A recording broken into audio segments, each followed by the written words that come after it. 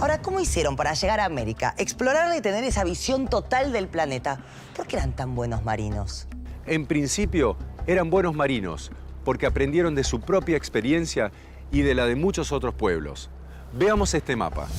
Ya dijimos que la península ibérica, formada por España y Portugal, estaba estratégicamente ubicada, porque era el punto de unión entre el mar Mediterráneo, el todavía poco explorado océano Atlántico y el mar del Norte. Sin embargo, hasta el siglo XIV, el estrecho de Gibraltar era como una barrera para los navegantes del Mediterráneo, que querían aventurarse hacia el mar del Norte.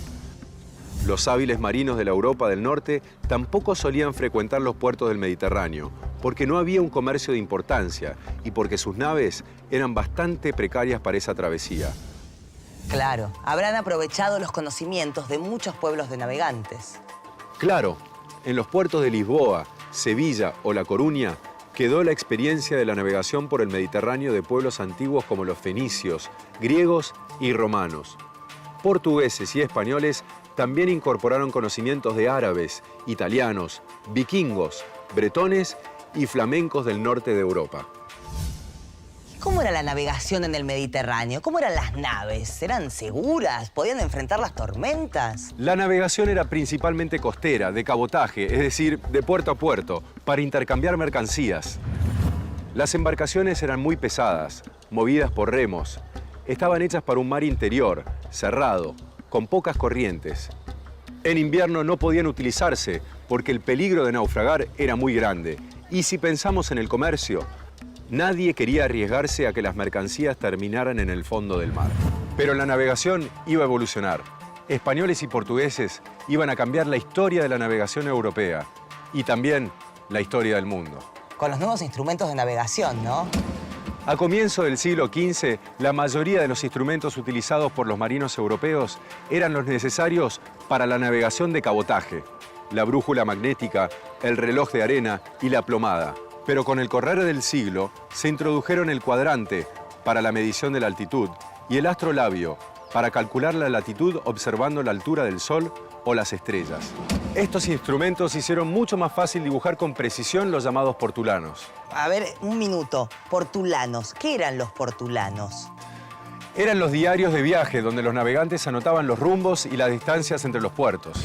Luego añadieron otros datos como la latitud, la inclinación magnética, aspectos meteorológicos, oceanográficos o hidrográficos que permitieron una mayor precisión en los viajes. Ya vimos cómo fueron evolucionando los instrumentos de navegación, pero se necesitaba algo más para cruzar un océano con todos sus peligros. Enseguida vamos a ver cómo españoles y portugueses lograron diseñar y construir las carabelas y así lanzarse a la aventura que los llevó hasta América. Constantinopla, puente comercial entre Europa y Asia. 1453, el Imperio Turco bloquea las rutas comerciales. Exploración de nuevas rutas hacia Oriente.